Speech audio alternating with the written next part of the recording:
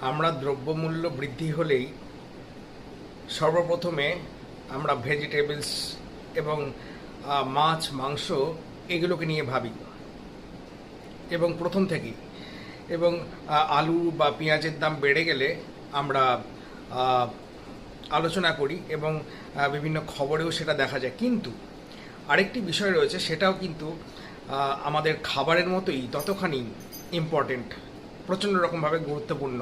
কারণ কি, আজকে যদি আমি ভাবি, আজকের দিনে জনসংখ্যা কিন্তু দিনের পর দিন বেড়ে চলেছে এবং সেই হারে মানুষের ডিজিজ এটাও কিন্তু বাড়ছে।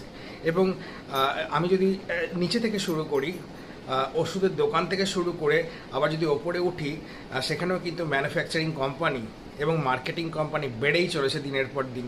প্রচুর ওষুধের প্রয়োজন হচ্ছে এবং সরকারি এবং বেসরকারি হসপিটাল প্রচুর পরিমাণে রয়েছে এবং আরও হচ্ছে। তো সুতরাং মানুষের রোগও যেমন বাড়ছে পপুলেশনের সাথে সাথে, সেরকম ওষুধের প্রয়োজনও হচ্ছে এবং ইনক্রিজিং অফ প্রাইস, ওষুধের মূল্যও কিন্তু বেড়ে যাচ্ছে। কিন্তু এর কি কোনো কন্ট্রোল আছে? কারা কন্ট্রোল করে? এবং মানুষ কিনতে বাধ্য। রোগ হলে কোথায় যাবে? যত দামি হোক না কেন, তাকে সেই দাম দিয়ে সেই জীবনটাকে রাখতে গেলে, সেই রোগটাকে নির্মূল করতে গেলে সেই ওষুধটা, জীবনদায়ী ওষুধটা কিনতেই হবে শরীরের প্রয়োজনে।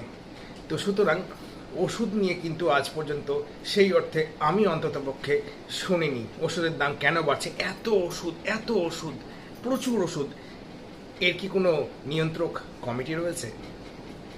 আমার জানা নেই। নমস্কার।